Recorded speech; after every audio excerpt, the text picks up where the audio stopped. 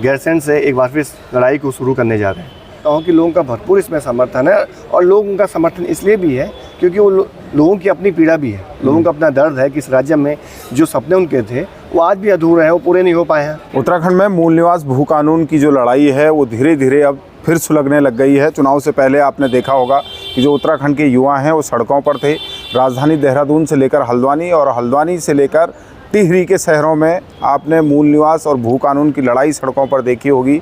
लेकिन जो भू कानून मूल निवास समन्वयक समिति है उन्होंने फिर ऐलान किया है कि वो फिर से इस आंदोलन को सड़कों पर लड़ेंगे। हमारे साथ मोहित डिमरी है, उनसे हम बात करते हैं। स्वागत है मोहित जी आपका दैनिक उत्तराखंड में। बहुत बहुत धन्यवाद आपका। फिर से आपने आह्वान किया है कि सड़कों पर उतरेंगे, फिर क्या है पूरा खाका आपका? देखिए, 2 महीने आचार संहिता की वजह से मूल निवास भू कानून की जो लड़ाई है वो एक तरह से थम सी गई थी और हमें परमिशन नहीं मिली किसी भी कार्यक्रम को करने की। तो हमने अब तय किया है कि आचार संहिता अब तो खैर ख़त्म हो गई है। अब इसके बाद हम गैरसैंण से एक बार फिर लड़ाई को शुरू करने जा रहे हैं। गैरसैंण में अगले कुछ दिनों में हमारी एक बैठक होने जा रही है। वहाँ पर हम तय करेंगे जुलाई माह में इस कार्यक्रम को करने की, और लगातार लोगों से हम संवाद कर रहे हैं। एक बार फिर से लोगों का आह्वान कर रहे हैं कि आप इस लड़ाई का हिस्सा बनिए, और लोगों का इसमें हमें सकारात्मक रुझान मिल रहा है और लोग चाहते भी हैं कि इस लड़ाई को आगे बढ़ाया जाना चाहिए। तो फिर एक बार हम गैरसैंण शुरुआत करने जा रहे हैं और इसमें हम आह्वान करेंगे पूरे प्रदेश भर से, जो उत्तराखंड से बाहर भी लोग रह रहे हैं उनसे भी आह्वान करेंगे कि आप इस लड़ाई का हिस्सा बनिए, और यही एक बार लड़ाई है जो आपके अस्तित्व को इस राज्य में बचा सकती है। इतनी लंबी लड़ाई आपने लड़ी, लोकसभा चुनाव के परिणाम आपने देखे होंगे जिन सरकारों के खिलाफ आप लड़ रहे थे। 5 सीट दी यहाँ की जनता ने, उन्हें किस तरीके से देख रहे हैं आप? देखिए, भाजपा को इस बार 5 सीटें तो मिली हैं, लेकिन भाजपा का वोट परसेंटेज भी गिरा है।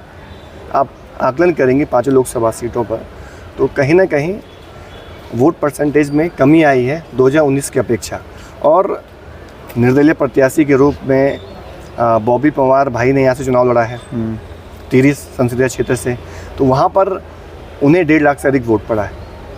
वो भी भू कानून मूल निवास की लड़ाई में इस आंदोलन में शामिल रहे, और इसका असर उनके वोट प्रतिशत के रूप में आप दे सकते हैं। ऐसा नहीं है कि वोट लोगों ने नहीं किया है, जो भी इस लड़ाई में शामिल रहे हैं उनको लोगों ने वोट किया है। हालांकि चुनाव नतीजे उनके पक्ष में नहीं रहे, लेकिन आने वाले समय में अगर सरकार ने इन मुद्दों पे काम नहीं किया, जनता की जो उनकी अपनी आवाज़ है सरकार ने उसको अनसुना किया, तो इसका खामियाजा 2027 के चुनाव में निसंदेह सरकार को उठाना पड़ेगा, भाजपा को उठाना पड़ेगा।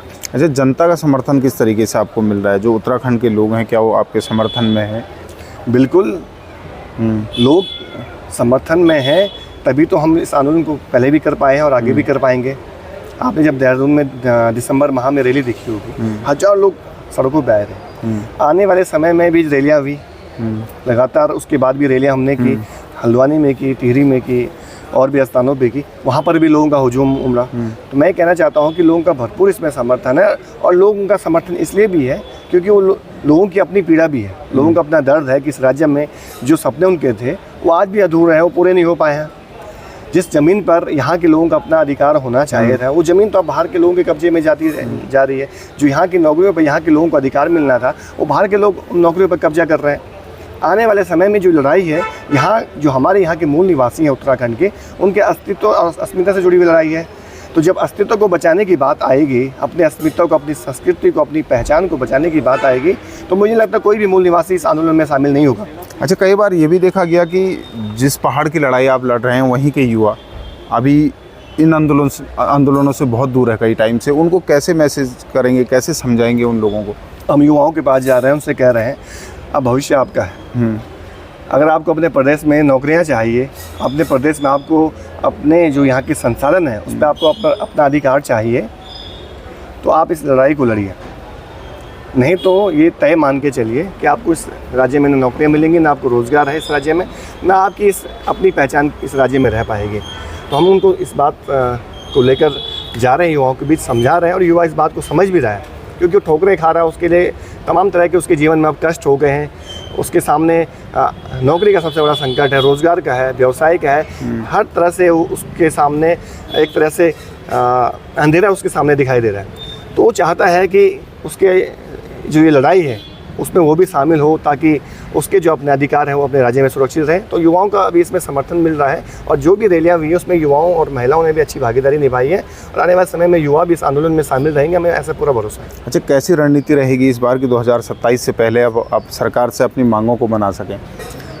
हम यही रणनीति बना रहे हैं कि लगातार सड़कों पे लोगों को लाया जाए, आंदोलन को बड़ा रूप दिया जाए, पूरे प्रदेश में एक एक व्यक्ति को इस आंदोलन से जोड़ा जाए। ये हमारी रणनीति का हिस्सा है, और हम लगातार लोगों से जुड़ रहे हैं, लोगों से बातचीत कर रहे हैं, लोगों को बता रहे हैं कि ये लड़ाई लड़नी क्यों ज़रूरी है, और लोग जुड़ भी रहे हैं, लोग आ भी रहे हैं आंदोलन में। आपने देखा भी है, पहले भी आए हैं, आगे भी आएंगे।